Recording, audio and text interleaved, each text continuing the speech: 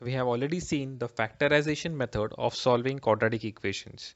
Now let us see another method, that is completing square method. Consider this example: x square plus 4x minus 5 equal to 0. Now the first thing we need to notice in this method is that the coefficient of x square should be 1, which is already 1. So we can proceed to the next step. Now the next step is taking the constant term to the right hand side. Okay, so the equation becomes x square plus 4x is equal to 5. Now we need to calculate a new term which is called as the third term, and that is given by the formula half into coefficient of x the whole square. Now what is the coefficient of x in the question? That's 4. So we take half into 4 and we square the complete term. That will be 2 square and that will be 4. Now once we got the third term, we need to add this third term on both the sides of the equation. So our equation becomes x square plus 4x plus 4 is equal to 5 plus 4. Now if you look carefully on the left hand side, the three terms combine to form the equation of x plus 2 the whole square.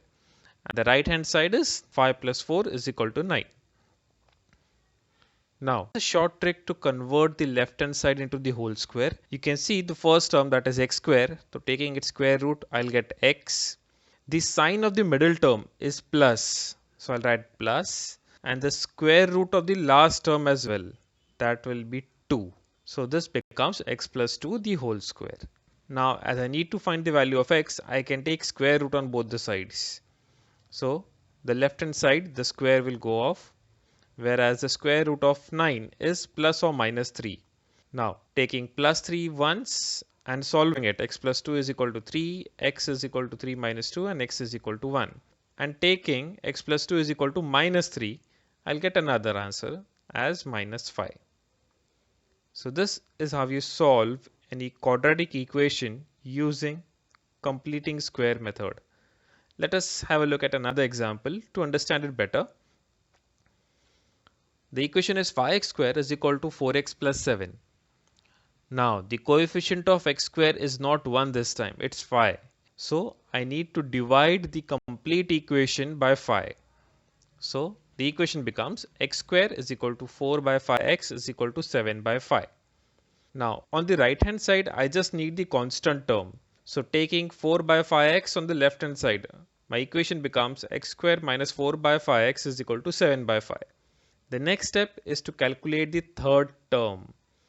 The formula for third term, half into coefficient of x, the whole square. What is the coefficient of x this time? It's 4 by 5.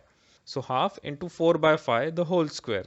Cancelling out 2 and 4, I'll get 2 by 5 the whole square, and that is 4 by 25. Now adding this third term to both the sides, I'll get this equation. Now I can see the left hand side. We can see the square root of x square is x, the sign of the middle term is minus, and the square root of the third term is 2 by 5. So the left hand side becomes x minus 2 by 5 the whole square, and solving the right hand side, I'll get it as 39 by 25. Now taking square root on both the sides, what I'll get is x minus 2 by 5 is equal to, we don't know the root of 39, so it will remain root 39, and the square root of 25 is 5.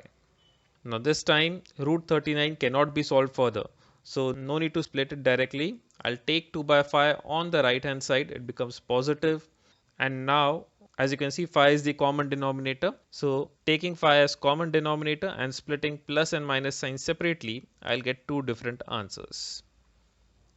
So this is how you solve equations using completing square method. Now here are some questions which you can try on your own.